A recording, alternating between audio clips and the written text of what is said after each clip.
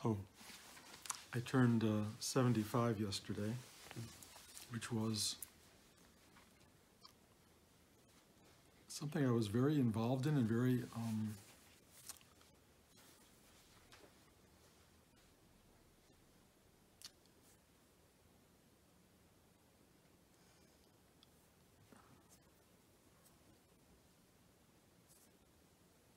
something for which I had a great antipathy as well.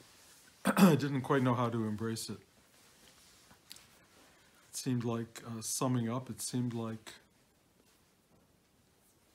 a beginning.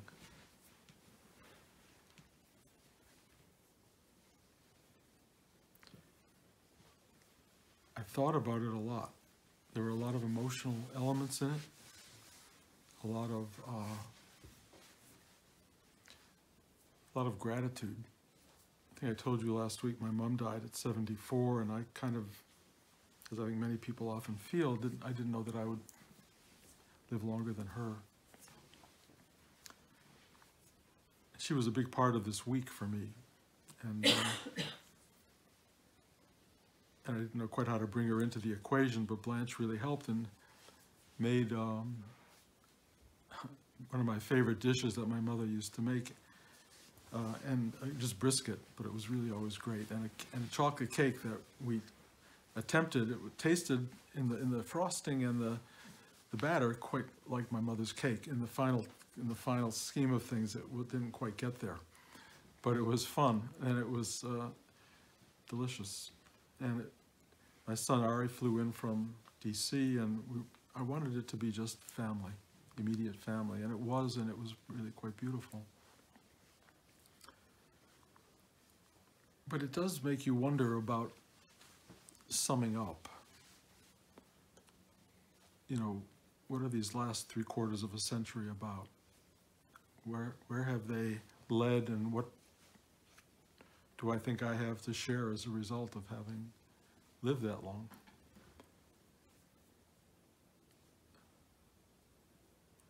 So it comes down to something fairly simple. In my 20s,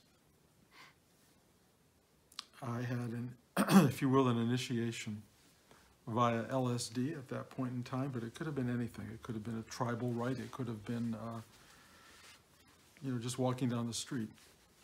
But basically the initiation was an introduction into the vastness of being, myself.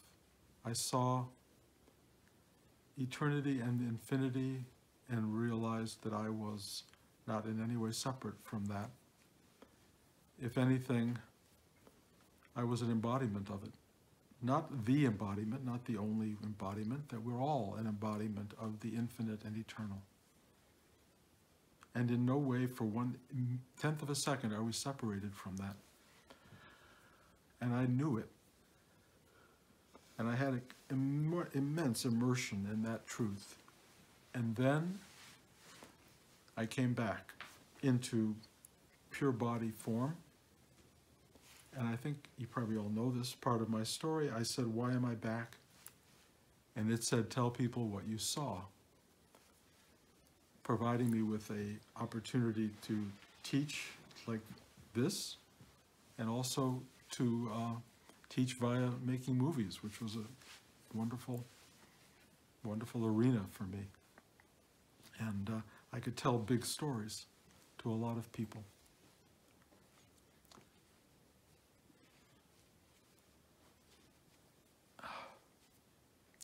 My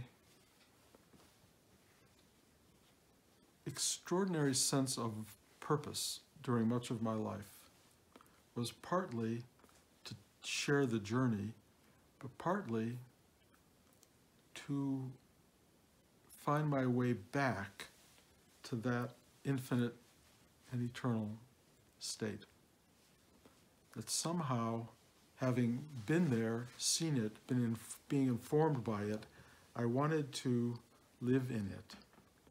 And so I undertook a course of study with a teacher named Rudy, and you all know that because you're all here in many ways as beneficiaries of his teaching, which was trying to, in my mind, lead me into this space of reaching for something higher, more, deeper, bigger, more wondrous than my daily life.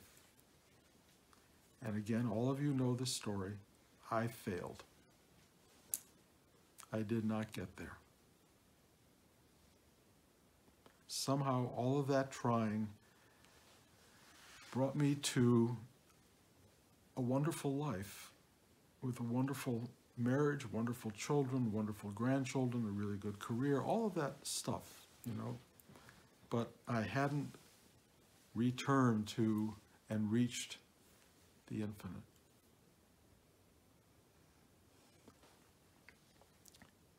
And so I gave up. I stopped meditating, I stopped sitting, I stopped trying, I stopped reaching, I stopped making any effort to get there. I just said, oh well. And interestingly, it was within a few weeks of that stopping and that what might be called letting go or surrender, an awareness wafted over me that there was no me to get there. There was no me to arrive anywhere. There never had been. That eternal, infinite reality that I had glimpsed back in my 20s had never gone anywhere. And that, if anything, this manifested world that we all share, this space of deep unknowing and confusion for many of us, place of struggle, effort, joy, misery, all of that stuff, somehow this was the embodiment of that totality. And that I was both a Bruce Rubin character in it, and I was the whole thing itself. An indescribable mix that makes zero sense to the mind.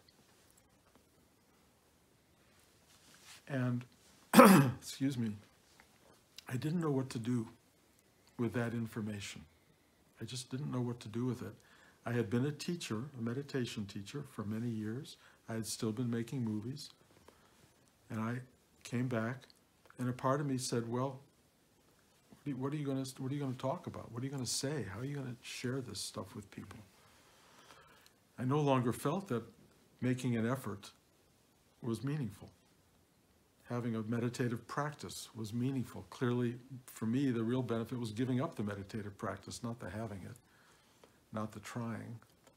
And yet here I was, a spokesperson for a process through Rudi's teaching of what was called Kundalini Yoga at one point in time, Kashmir Shaivism, a kind of an approach to trying to pull the infinite into the present tense, or to lift us up and shoot us out into that enormous knowing. And now I didn't know what to do, but I didn't feel I had the right to just stop teaching. Why should I just stop?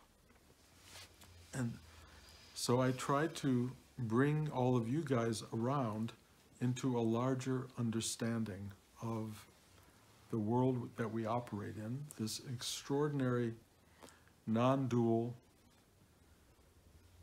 unknowable, unexplainable truth that permeates our lives. And the more I've done it, the more I keep feeling in some way the unfortunate misdirection that this creates for people. That idea that somehow what we're going to do, even the giving up of what we're trying to do, will arrive at getting it. And I know this, it's so frustrating because you guys come here week after week, and I so deeply appreciate it. And I so want to hand it over to you. I so want to give you this, whatever this clarity is, but it's not exactly something you can hand over. I talked a lot about just being, that the answer is being.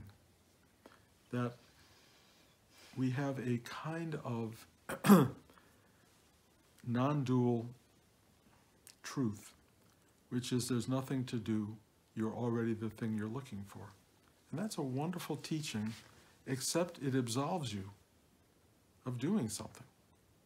And the problem is, you're here, you're in a body, you have to go to work every day, you got stuff going on, you got relatives to deal with, you've got bodies that are aching and stresses and strains of being.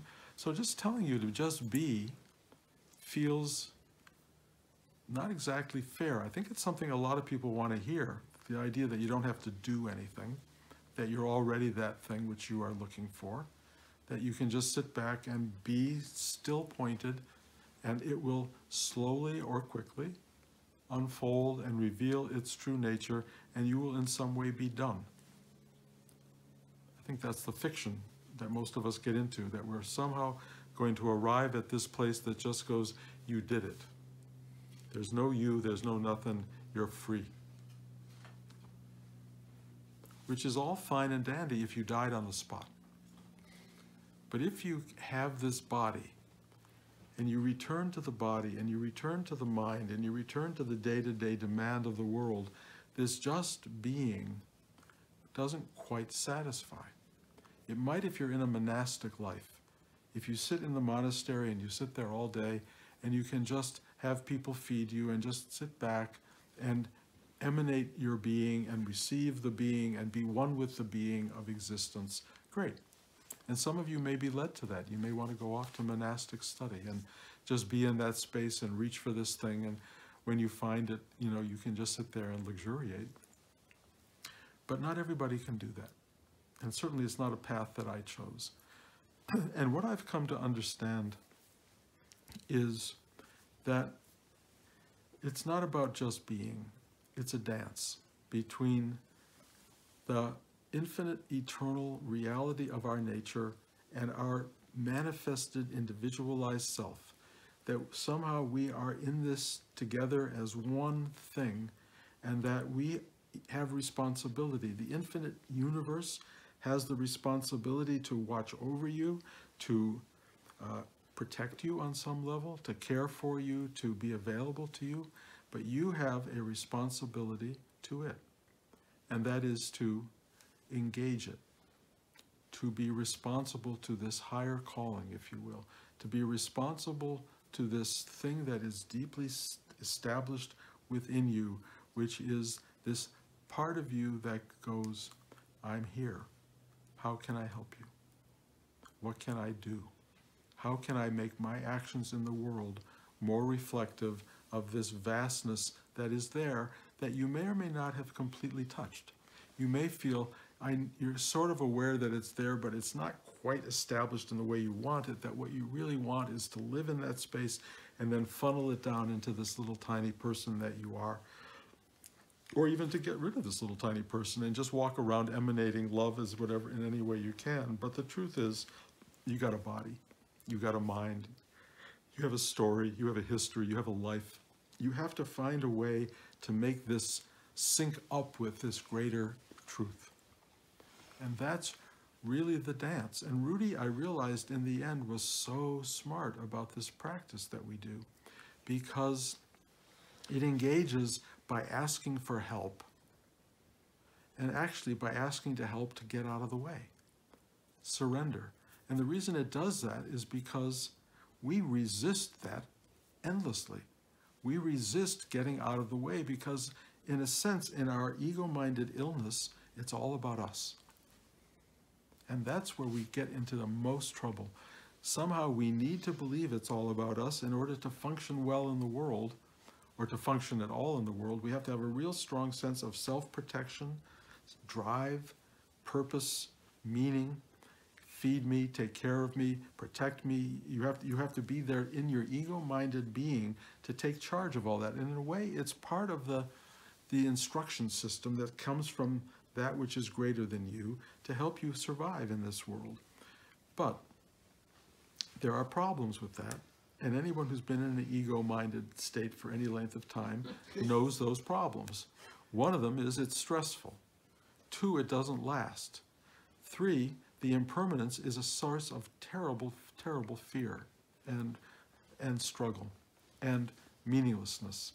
And how do we find the thing that holds us together in this dance? How do we be both infinite and vast and wise and embodied and caring for a very limited, time-sensitive self that is got an expiration date? How do we do it? Again, Rudy said, sit still and ask for help, meaning acknowledge its presence. To surrender, meaning let go for a little bit of this ego-minded state and watch what happens. When you surrender, which means you don't have a goal in mind, you don't have intention other than just letting go, this vastness starts to permeate the simplicity of you, and it tells you what's right and wrong, what to do and what not to do. It leads you through the thicket of life. Yea, though I walk through the valley of the shadow of death, I will fear no evil because you are with me. You feel this hand holding you, guiding you, leading you, and then the more you relax and surrender to it, the more you feel it will provide. But it does not provide if you don't do the work. You can't just sit back and just say, oh, I'm being carried about on this divan, what do they call those chairs that they carry you with 12 people carrying you around everywhere? It's not like that. It's a little bit like that. But really, you're the guy carrying. You're not the person being carried. Your job is to support everyone around you, everyone you care about, everyone you love, everyone in your life that's meaningful to you. Your job is to be available to them. Your job is not for them to take care of you. You are to be there for them, whoever them is. Who is there in your life that you really are responsible for? Who do you love? Who do you love? Who do you not love? What's your job here? You have a role to play. This doesn't happen by chance. This vastness of creation is not a chancy thing. It's been designed, if you will. It's been created. It's manifested over the course of billions and trillions of years, probably, with you in mind. It has you, specifically you, in mind because it built you, it made you, it created you, not by mistake. You're not haphazard. There are these DNA strands that are moving through you that are ancient. You know, go on Ancestry.com if you don't believe me. You'll see there's lots of life going on in you. And you watch it happen. I'm watching it in my grandchildren. I'm watching this unfolding of the DNA. You can call it karma, but it's DNA. There's something in us that slowly unleashes itself more and more every day, and you start to see these innocent little people becoming people, not who they've been influenced by in their own present life, but by stuff from vast time immemorial. They are growing in ways that are unknowable and unpredictable, and they're my little grandchildren. Each one of you has gone through the same thing and are still going through it. We are all going through it. But what's happening to me now is I have seen the infinite, and I have had it inform me in a very large way that I am one with it. I share that knowledge with you because I have been asked to do that. I've been asked to express what I know. You can accept it or not. There are people who are in the realm of the non-dual reality, who only want to be about being, who will hear what I have to say and say, oh no, I don't want to hear about doing. I don't want to hear about responsibility. I don't want to hear that I have anything that I have to participate in. I just want it to happen for me and around me. In fact, there is no me. I didn't have to think about this. And then there's the people who come here who are, excuse me, who are struggling and in pain and whose lives are complicated. And if they aren't yet, I will tell you, having just turned 75, they will be. Your life will start to not be what it was. It will start to break down. You will start to have less energy. You will start to sleep in patterns that don't make sense. You will start to not eat certain foods and crave other things. You will start to have a life that is simpler than anything you ever imagined, and you will also start to become totally unaware of what is the reality of all of this. It's so unknowable. There's a big journey ahead. That's all I can tell you. It's bigger and bigger than you can imagine, and every philosophy you have will not get to it. The only thing that gets to it is take another step. Walk through your day and be present. And you will learn so much about your condition, your reality, this being that you are, and you will be instructed in what to do. It may instruct you, just sit still for an hour, take a nap. It actually instructs you, take a nap. It doesn't give you a choice. It instructs you to get up in the middle of the night and sit there for a while going, what is all this? It instructs you to, take time, and go for a walk. Take a breath. All I can tell you is, having turned 75, having spent all of these years trying to share what I've known, I've come to a place that I've expressed before, but it's pretty serious, and that is that I don't know anything.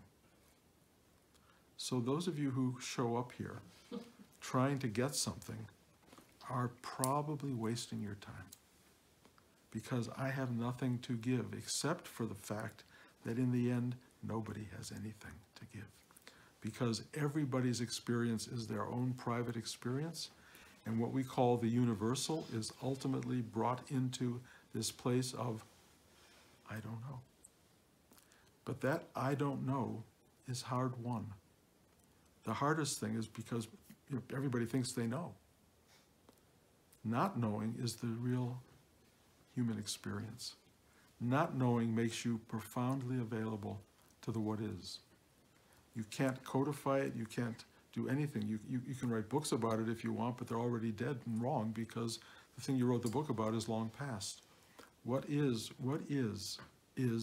this absolute, unknowable mystery of being that I can talk about every time we sit and talk, because I am never not aware of its being and presence. I'm just not unaware of it. And what happens, I discover, for most people is one forgets.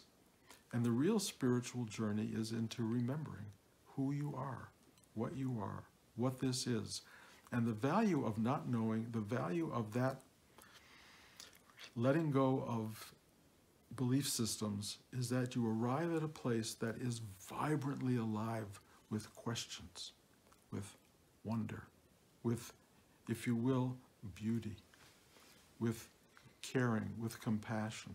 It's so alive with these ingredients, and they come and go, and you don't know which one you're going to get at any given moment. You can also get zero. You can actually wake up sometimes, I do it in the middle of the night, zero, nothing, absolute, total emptiness. And shreds of you will not like that. Other parts of you will start to be worn away by it, and you will be liberated by it. But this is a journey, and each one of you is on it, and you're on it in a way on your own. I cannot hold your hand to the infinite spaces of being. Nobody can. We are all reflections of that space. I reflect it to you, you reflect it back to me. We are one living reflection of eternal being, manifested in all of these separate forms, but we are one entity, one thing interacting with itself. No one part of it has all the answers. In fact, there are no answers, as far as I can tell. And if there are answers, great, but nobody's going to understand them because they cannot be vocalized. So, there is this thing called satsang, where we sit together and share the unknowing. And I have a feeling it's about as good an expression of the human condition as there is. We just sit around and go, yeah. And if you do it from the right place, you will care so deeply about the people around you. You will send so much love to them. So much love will be in the environment and in the atmosphere that you will walk into it and you'll go, oh. It's called community. It's community. It's kind of why we're born. The universe goes to a very big effort to bring us the others. And we can either love others and embrace them or kill them. Killing them does not provide a lot of joy. It doesn't provide a lot of rest, and it creates unbearable DNA karma.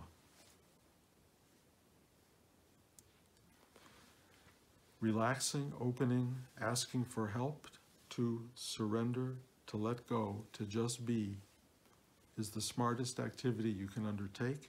And when you undertake it, you will find that the universe says, I am here. I gave a talk a few weeks ago. I said, it says, I gotcha. I gotcha. That's really all I can offer. And, you know, if you guys feel you have that, you don't have to come back. Seriously, next week, if nobody's here, I will go, yes. Yes, they got it. But on the other hand, I love it when you come, and I love sharing this thing. I love sharing it, and I will keep doing it. But I know it's going to cut to a point, probably sooner than later, where you're going to go, I know what he's going to say already. I know what he's going to talk about. I've heard it before. And you will finally go, I don't need to hear it anymore. That's not a bad thing. It's fine. Go out there and live it. Just be it. And if you want to call on occasion or come by for tea or something like that, that's fine with me. I don't need to sit here in some pontifical space because I don't know anything. Pontificating is crazy when you don't have anything to say. So all I can tell you is the not knowing is something we can all ultimately share. Anyone who's really honest with himself will tell you you don't know. You don't have the answers. Who has the answers? How do you have answers to this? It doesn't add up. Human life, animal life, molecular existence, electricity, computers. I mean, you explain it to me. I don't have any clue, and I feel great being clueless. I just say thank you. So that's what I'll share. Thank you.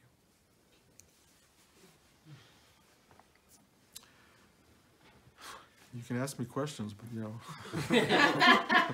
I'm not sure what I'll say as an answer. So that what you experienced when you were 20, was that you can refer to that as being born again? Kind of, or being born almost for the first time. Yeah. You know, I don't know what to say about it. My son did a thing the other day. I was not happy about it exactly, but he went to a shaman and did a thing where you eat something that comes off of a toad, and it's a DMT kind of thing. And he had a 30-minute journey into oblivion. He's been there before, but this was a quick reminder, in a sense. It was completely, for him, joyous once he got through the terror of disintegration, which one has to go through.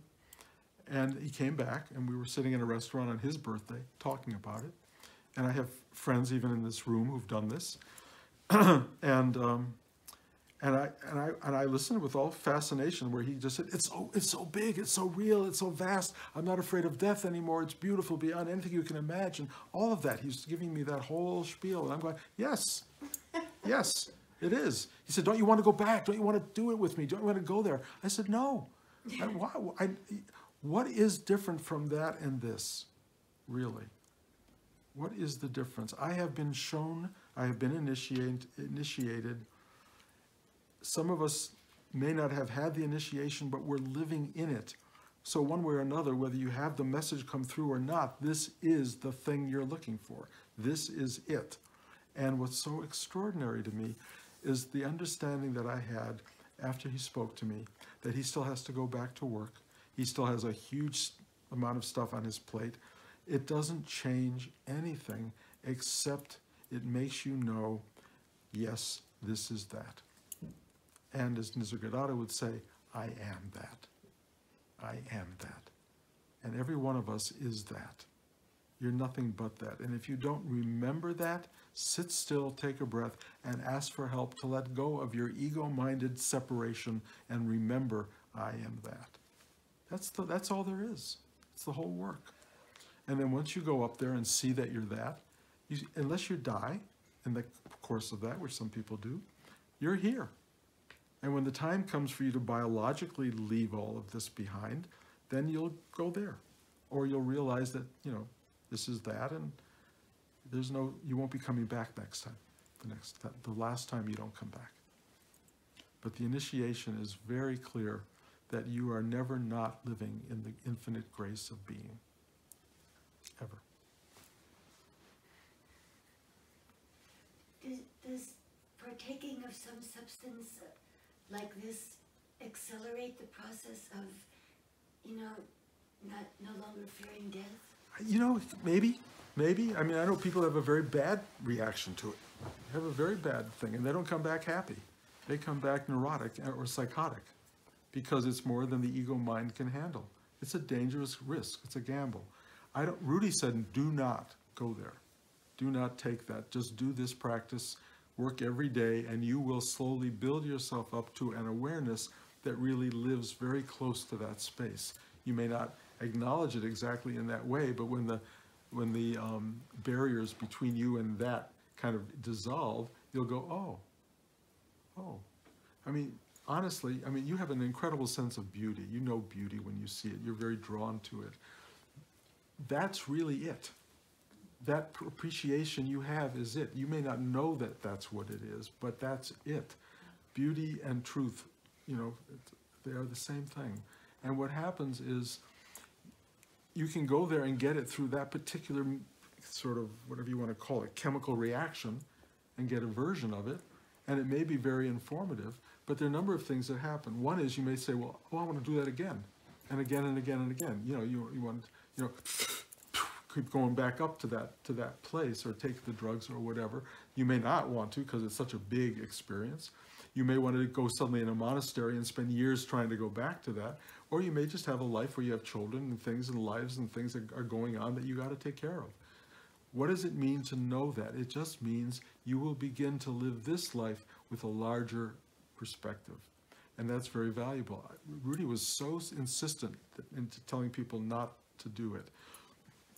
I don't know that I can say that because I came out of an LSD experience in the 60s, you know, that changed my life. So what kind of purity do I have to go say, don't you do that? I don't.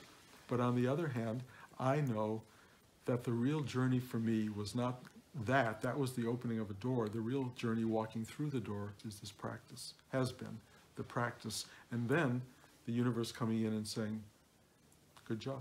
And here we are, which is the opening where I just realized I don't have to, that trying to get there was in fact problematic.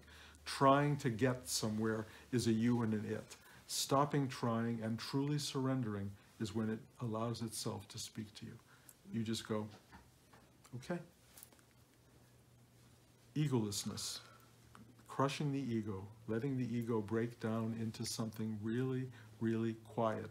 Whose whole job is one thing, which is share its love, share its being. That's a job. It's a real job, and you have no idea how hard it is until you try to do that. You know, what about me? What about me? You got to get rid of that voice. I hear you. Baby, I had no idea. Anyway, guys, I get frustrated because if I could touch you on the forehead and finish this whole conversation, that would be great. I would love to be able to do that, but it doesn't work like that. Plus, that's not it. That one moment is just a moment. The next moment happens, and the next moment. And then you got to deal with that one. And it will be a completely different configuration than the one before. So the moment that knew it here, well, maybe it won't know it there. So it's about showing up to every moment. And that's the oldest thing. You know, be present. Be present, let go, surrender, open, accept. It all gets taken care of. So thank you. Those of you who haven't met Mizumi, she's downstairs, and she's the sweetest little kid you've ever come across. I just totally love her. And Megan, her mother, is delicious. So come meet everybody downstairs. Thank you guys for coming. We'll keep doing this until you just say enough. or until I'd say enough. You know, it could happen at any given moment. But like I say, this is it's getting repetitive. On the other hand, it's never not new. So, thank you.